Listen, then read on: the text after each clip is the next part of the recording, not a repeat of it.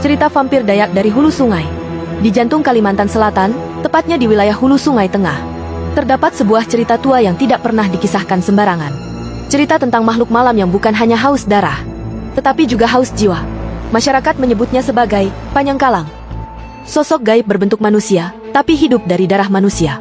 Mirip dengan vampir dari barat, tapi jauh lebih licik dan tak bisa dilawan dengan bawang atau salib. Panyangkalang adalah vampir khas tanah Dayak, dan jejaknya masih diyakini gentayangan di hutan dan desa-desa tua sepanjang aliran hulu sungai.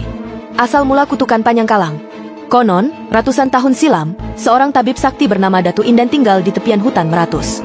Ia dikenal bisa menyembuhkan hampir semua penyakit, namun memiliki syarat aneh.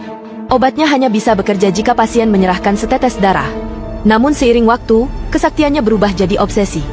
Ia mulai melakukan ritual gelap, menyedot darah dari orang yang sudah sekarat, dan memperpanjang hidupnya lewat mantra terlarang dari kitab hitam peninggalan penjaga gunung. Hingga akhirnya, masyarakat memutuskan untuk mengusir dan mengurungnya di dalam gua keramat dengan pagar rotan berduri dan jimat dari tulang buaya putih.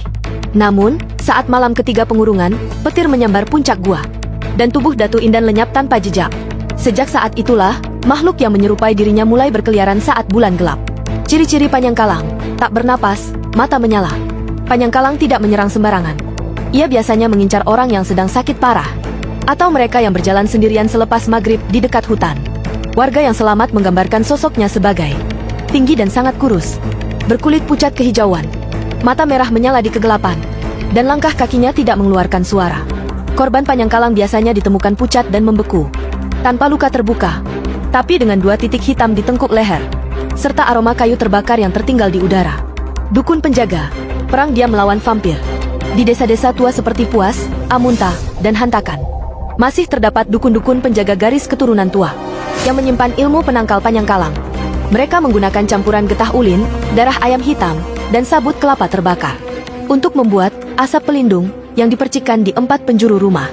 Setiap malam Jumat Kliwon, masyarakat juga melakukan ritual Membaliat Roh, yakni memanggil roh leluhur untuk menjaga batas desa dari makhluk malam. Namun beberapa tahun terakhir, serangan misterius kembali muncul. Kasus terbaru, orang hilang dan bayangan di sungai. Tahun 2019, warga di desa Hulu Sungai menyaksikan hal aneh. Seorang pemuda hilang usai memancing malam hari di anak sungai Amandit. Pencarian dilakukan 3 hari tanpa hasil. Namun di malam keempat, tubuhnya muncul di depan rumah orang tuanya, dalam posisi berdiri. Mata terbuka lebar, tapi tanpa napas. Dokter tak bisa menjelaskan penyebab kematiannya. Dan di lehernya, 2 lubang kecil menghitam. Sejak saat itu, warga tak berani lagi keluar rumah selepas Isya. Cara menangkal dan tanda kehadiran. Menurut para tetua, ada beberapa tanda saat Panyangkalang mendekat.